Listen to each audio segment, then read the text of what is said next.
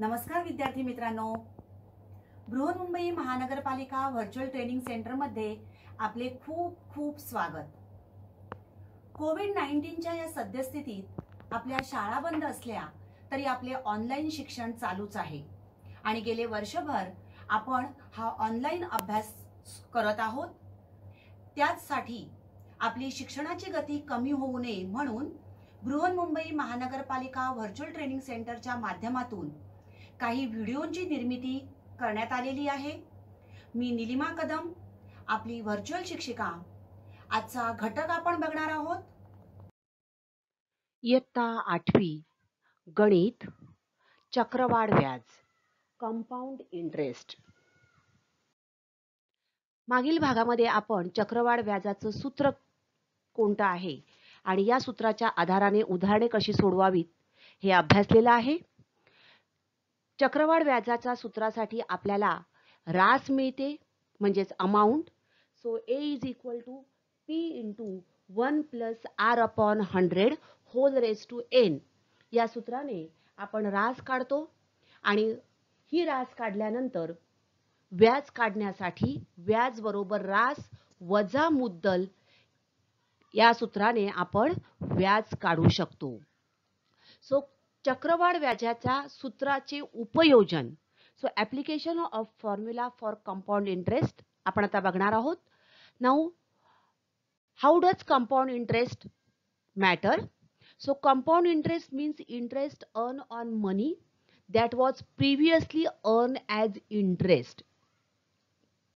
आता चक्रवाढ व्याजाचा उपयोग प्रामुख्याने आपण बघितलं तर गुंतवणूक अधिक पटीने वाढविण्यासाठी चक्रवाढ व्याजाने अमाउंट म्हणजेच जे काही भांडवल आहे ते गुंतवलं जातं। थोडक्यात गुंतवणूक अनेक पटीने वाढवण्याचा जेव्हा प्रश्न येतो तेव्हा शेअर मार्केट, लॉटरी यासारखे पर्याय आपल्या समोर दिसतात, परंतु कायदेशीर आणि खात्रीशीर पर्याय म्हणजे चक्रवाढ व्याजदराने गुंतवणूक होय। तर चक्रवाढ व्याज म्हणजे काय? तर गुंतवणूक करताना एक मूळ मुद्दल रक्कम असते। पहिल्या वर्षाला त्या मुद्दल रकमेवर व्याज मिळते, दुसऱ्या वर्षी मूळ मुद्दल किमतीवरच व्याज नाही तर मूळ मुद्दल अधिक व्याज अशा प्रकारे नवीन मुद्दल तयार होतं आणि या नवीन मुद्दलावर व्याज मिळतं। थोडक्यात पुढची प्रत्येक मुद्दल ही आधीच्या मुद्दल व त्यावरील व्याज यांची बेरीज असते आणि अशा प्रकारे प्रत्येक वेळी मुद्दल वाढलेली असते म्हणजे वाढतेच आणि त्यामुळे स्वाभाविकपणे या वाढीव रकमेवर मिळणारे व्याजही वाढीव असते। तर अशा प्रकारे अगदी कायदेशीर व खात्रीशीर पद्धत आणि उत्तम गुंतवणूक म्हणजे चक्रवाढ व्याजाने गुंतवणूक करणे होय। सरळ व्याज आणि चक्रवाढ व्याज याचा थोडक्यात आपण फरक बघणार आहोत एका उदाहरणाने। बघा, अक्षय आणि विकास या दोघांनी काही गुंतवणूक केलेली आहे। मुद्दल 100 रुपये प्रति वर्ष आणि व्याज आहे 10%। दोघांचंही मुद्दल सेम आहे, व्याजाचा दरही सेम आहे, परंतु अक्षयने सरळ व्याजाने गुंतवलेले आहेत। तर 5 वर्षा अखेर बघा 100 रुपयावर त्याला पहिल्या वर्षी 10, दुसऱ्या वर्षी 10 असं प्रत्येक वर्षी 10-10 रुपये व्याज मिळालं, म्हणजे एकूण त्याला 500 रुपये 100 रुपये प्रति वर्षाप्रमाणे 500 रुपये गुंतवणूक अधिक व्याज 50 मिळून 550 रुपये त्याला मिळाले। परंतु विकासने तेवढीच रक्कम त्याच दराने परंतु चक्रवाढ व्याजाने गुंतवली, त्यामुळे बघा 100 रुपयावर 10% दराने व्याज म्हणजेच पहिल्या वर्षाच्या अखेर त्याचं मुद्दल झालं 110, दुसऱ्या वर्षी 110 रुपयावर 10% व्याज अशा प्रकारे केल्यामुळे त्याला 5 वर्षा अखेर किती मिळालं बघा? गुंतवणूक त्याची किती होती? 100-100 याप्रमाणे आणि व्याज जे त्याला मिळालं म्हणजेच 5व्या वर्षा अखेर विकासला चक्रवाढ व्याजाने 660 रुपये मिळाले तर अक्षयला 550 रुपये मिळाले। हाच फरक आहे व्याज, सरळ व्याज आणि चक्रवाढ व्याज। तर चक्रवाढ व्याजाने रास काढण्याच्या सूत्राचा उपयोग दैनंदिन जीवनातील काही उदाहरणे सोडविण्यासाठी करता येतो, जसे लोकसंख्येतील वाढ, एखाद्या वाहनाची दरवर्षी कमी होणारी किंमत इत्यादी. चक्रवाढ व्याजाच्या सहाय्याने कशा प्रकारे उदाहरणं सोडविली जातात, म्हणजे चक्रवाढ व्याजाच्या सूत्राचे उपयोजन कसे केले जाते ते आपण बघणार आहोत. एका उड्डाणपुलाच्या बांधकामावर सुरुवातीला 320 मजूर होते. दरवर्षी 25% मजूर वाढवण्यात आले, तर 2 वर्षांनंतर त्या कामावर किती मजूर असतील? उदाहरण नीट वाचून घ्या. On the construction work of a flyover bridge, there were 320 workers initially. Initially सुरुवातीला 320 कामगार आहेत. The number of workers were increased by 25% every year. प्रत्येक वर्षाला किती वाढतायत? 25%. Find the number of workers after 2 years. दिलेल्या गोष्टी सुरुवातीला लिहून घेऊया आपण. P, that is the amount. So P is equal to initial number of workers. सुरुवातीची जी संख्या आहे त्या बांधकामावर काम करणाऱ्या मजुरांची ती, that is P is the initial number of workers, that is equal to 320. R means increase in the number of workers per year. R हा काय आहे? दर आहे. हा दर कितीने वाढतो आहे? 25%. So R is equal to 25%. आणि आपल्याला N बरोबर किती दिलाय? Number of years, that is 2 years. आपल्याला काय विचारलंय? Find the number of workers after 2 years. म्हणजेच आपल्याला या ठिकाणी A काढावा लागणार आहे. आपण काय काढणार आहोत या ठिकाणी? तर N वर्षानंतर मिळणारी रास आपण काढणार आहोत. म्हणजेच A is equal to how much? Number of workers after 2 years equal to how much? We know that the formula of compound interest, that is A is equal to P into 1 plus R upon 100 whole raised to N. That is A, that is amount obtained after 2 years. A, the formula is equal to P into P is the principal, that is initial number of workers, into 1 plus R upon 100 whole raised to N. Putting the values, so A is equal to P, that is 320, into 1 plus R is 25 upon 100 whole raised to N. N is 2. या ठिकाणी आपण भाग लावूया. 25 एके 25, 25 1 जा 25, 25 4 जा 100, right? So A is equal to 320 into 1 plus 1 upon 4 whole raised to 2. Taking LCM, equalizing denominator. So here into 4, here also into 4. So the denominator is 4. 320 into 4 1 जा 4 plus 1, that is 5 upon 4 and whole raised to 2. So we will write in the this is index form. So we will write in the multiplication form, that is 320 into 5 by 4 into 5 by 4. Dividing by 4, 4 1 जा 4, 4 8 जा 32, 0. Again 4 1 जा 4, 4 2 जा 8, 20. So 20 into 5 into 5, that is 20 into 25, which will be equal to 500. So A is equal to 500, that is the number of workers after 2 years. Therefore, the number of workers after 2 years will be equal to 500. This is the application of formula of compound interest. एका अभयारण्यात 40,000 झाडे आहेत. दरवर्षी 5% दराने वृक्षवाढ करण्याचे उद्दिष्ट ठरविण्यात आले असेल, तर 3 वर्षानंतर त्या अभयारण्यातील झाडांची संख्या किती असली पाहिजे? in a forest there are 40,000 trees.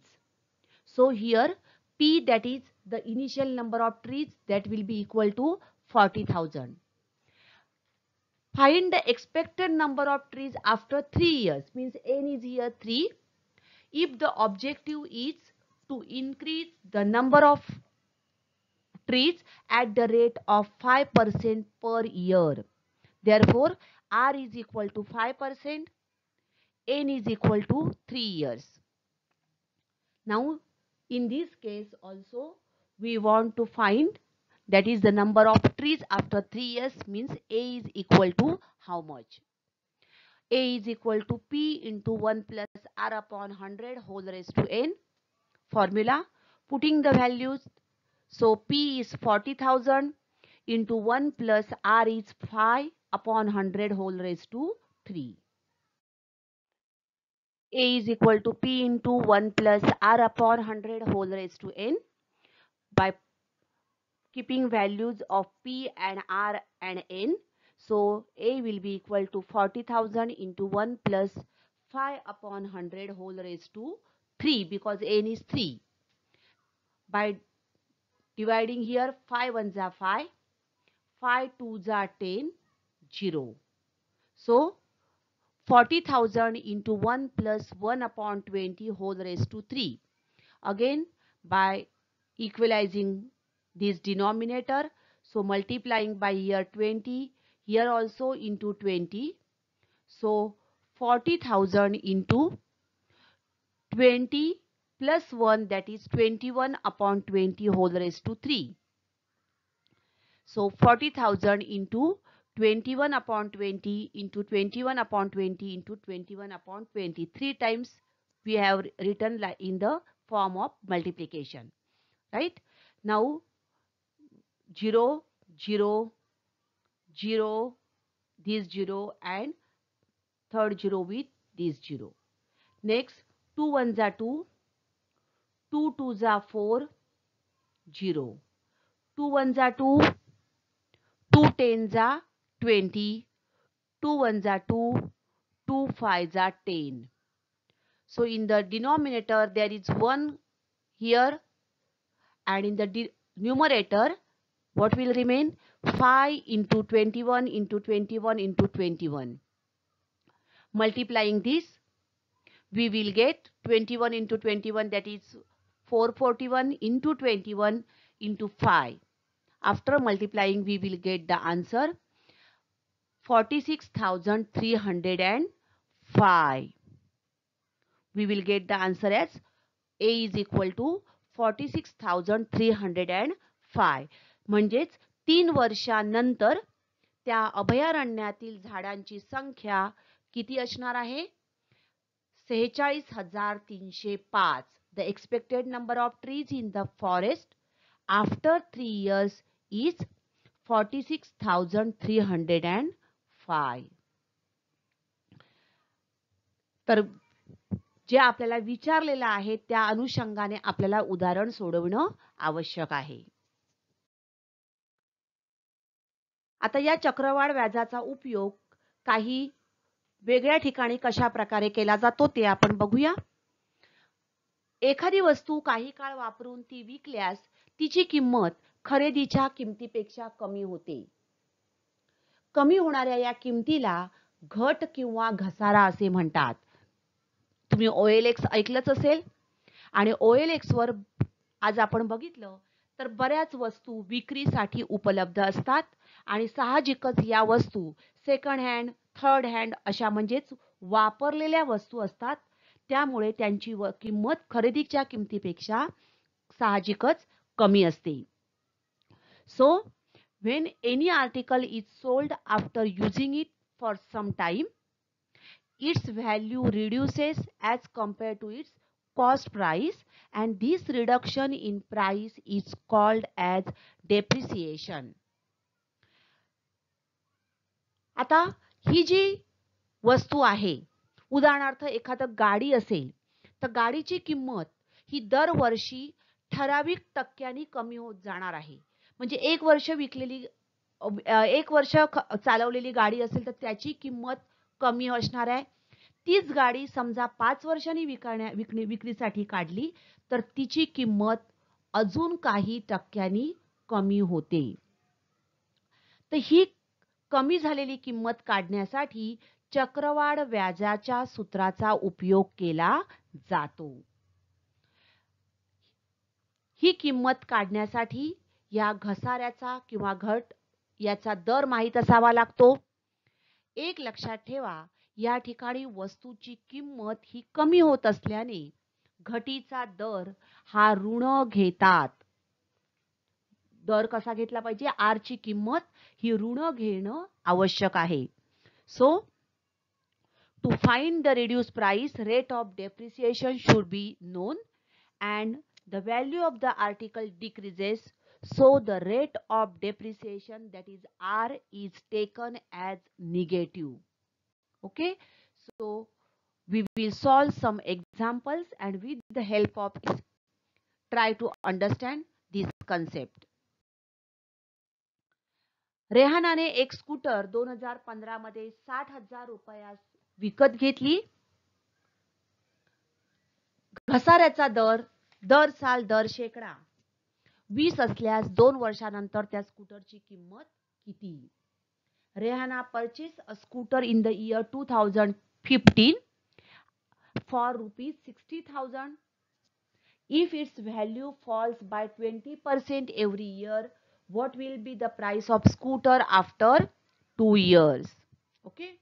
Now, here P is 60,000 rupees. R, rate of depreciation is 20% and N is 2 years. We want to find out the amount obtained after 2 years. So A is equal to how much? 2 वर्षानंतर स्कूटरची किंमत आपल्याला काढायची आहे, म्हणजे आपल्याला A ही किंमत काढायची आहे. Write down the formula. A is equal to P into 1 plus R upon 100 whole raised to N. Now in this case, remember here value falls after every year. So we have to take R as negative. वस्तूची किंमत कमी होत असल्याने घसाऱ्याचा दर R हा आपल्याला ऋण घेणं आवश्यक आहे. मग आपण लिहूया A, putting the values of P, R and N. R A is equal to P ची व्हॅल्यू लिहिली 40,000 गुणिले 1 अधिक बघा R हा काय घेतलाय? ऋण, that is -20 upon 100 whole raised to 2.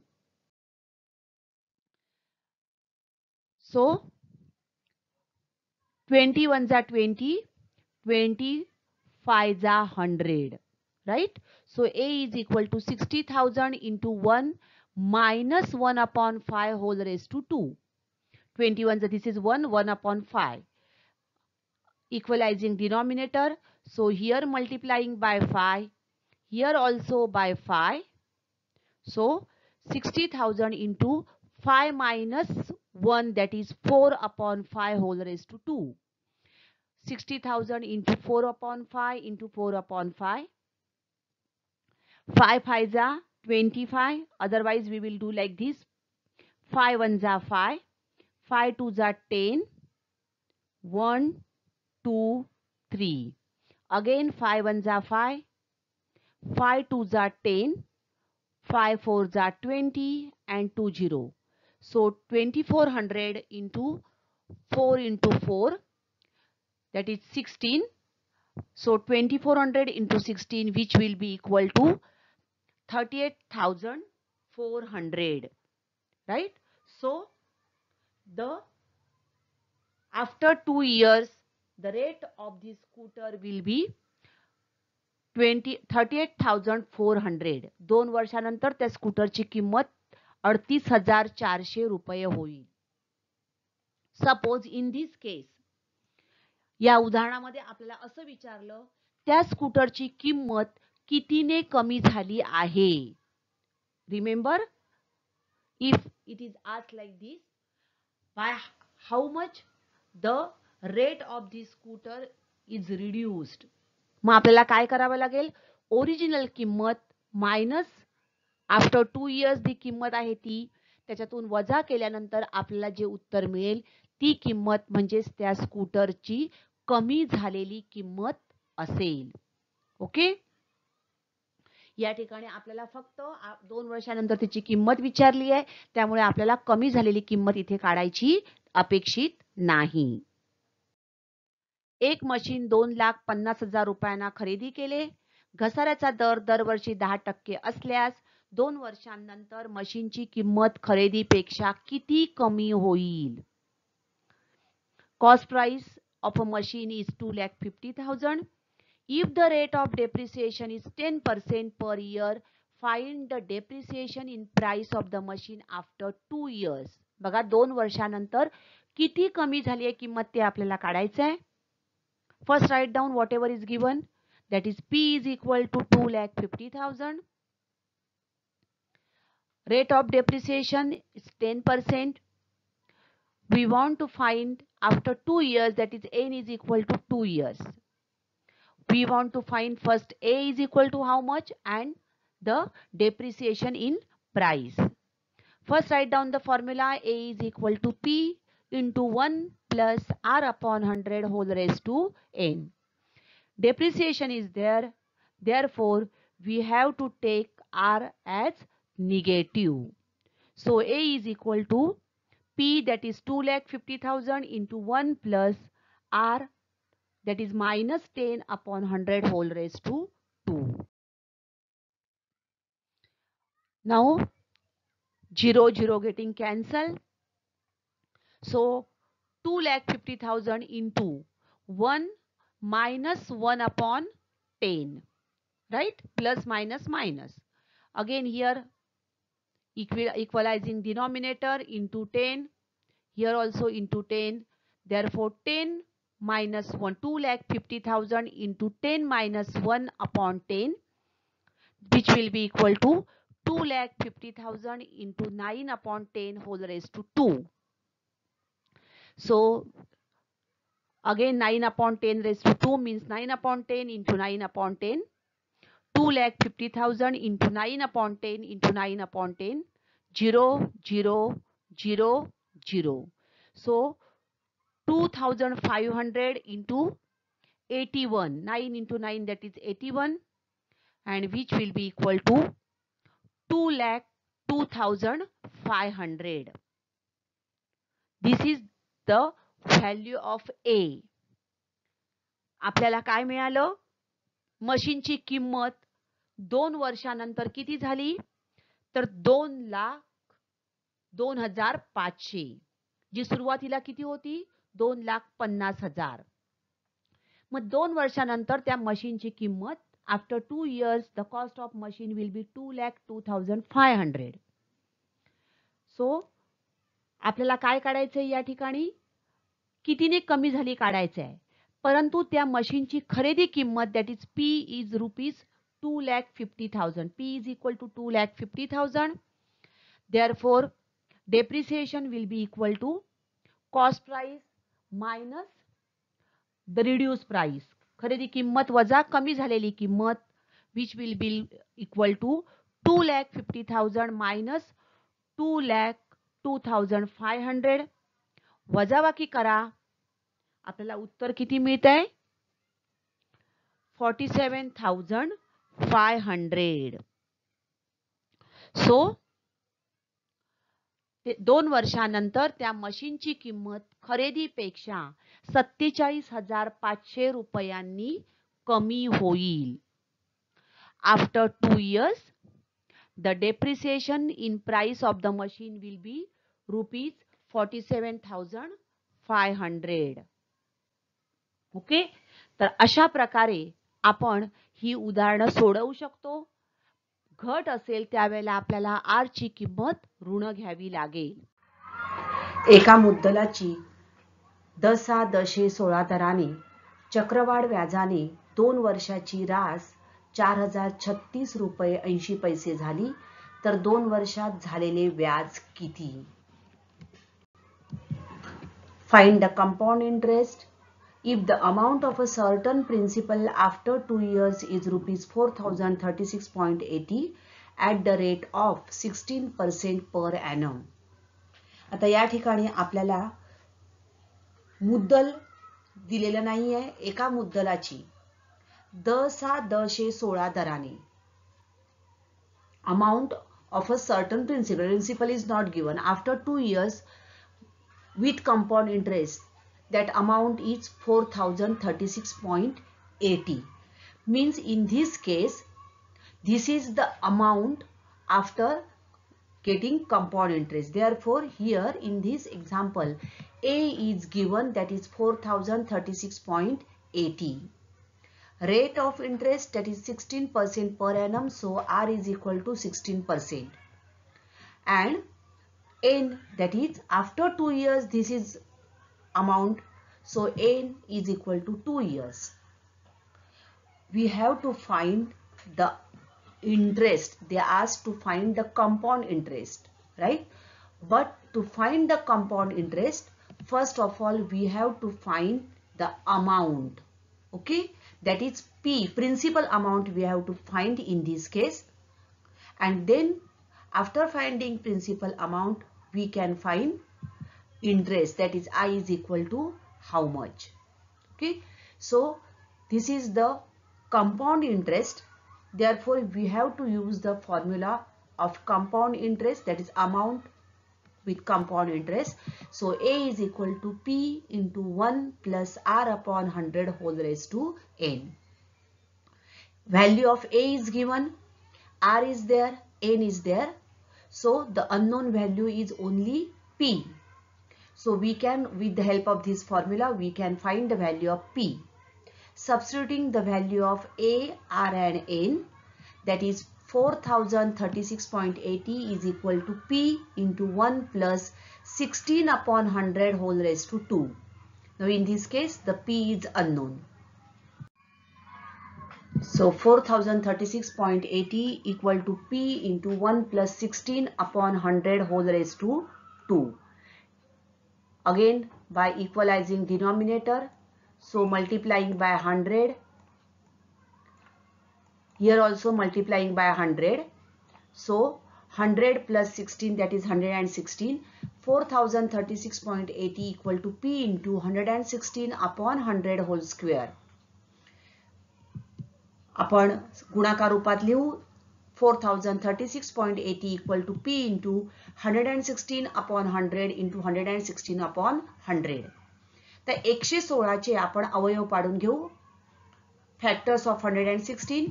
First dividing by 2. So 2 5s are 10, 2 8s are 16. Again dividing by 2. 2 2s are 4, 2 9s are 18. And 29 1s are 29. Okay, so the factors of 116 are 29 into 4, right? So 29 into 4, here 100 also we can write it as 25 into 4. So 4036.80 equal to P into 29 into 4 upon 25 into 4 into 29 into 4 upon 25 into 4. Cancelling these 4 to 4 and these 4 to 4, we will get it as 4036.80 equal to P into 29 upon 25 into 29 upon 25. We want to find the value of P. आपल्याला P ची किंमत काढायची आहे. त्यामुळे ह्या सगळ्या संख्या आता काय होणार आहेत? या बाजूला जाणार आहेत. लेफ्ट हँड साइडला जातील. सो 29/25 या बाजूला जाऊन काय होणार? 25/29. Therefore, P will be equal to 4036.80 into these 25 into 25. They are in the denominator. They will come in the numerator. 25 into 25 and 29 into 29 in the denominator. Now dividing this 4036.80 by 29. 29 ones are 29. Here 29 ones are 29. 11. So carry 3. So 113. 29 3 जा 87. Again remaining 26. Carry 6 over here. So again 29. 9 जा we are doing here 261. Carry 0.8 carry, so 0.29 2 जा 58. So 139.2. Again dividing by 29. 29 1 जा 29. 29 4 जा 116. Right? 116. So how many remaining? 3, 23 and 2. So 29 8 za. So we will get P is equal to 4.8 into 25 into 25. Right? So P is equal to by multiplying this we will get P equal to 3000. Now this is the value of P, that is amount. But in this example we want to find compound interest. So compound interest is equal to amount minus principal. So amount is 4036.80 minus principal amount we have calculated as 3000. Subtracting this we will get the answer as rupees 1036.80.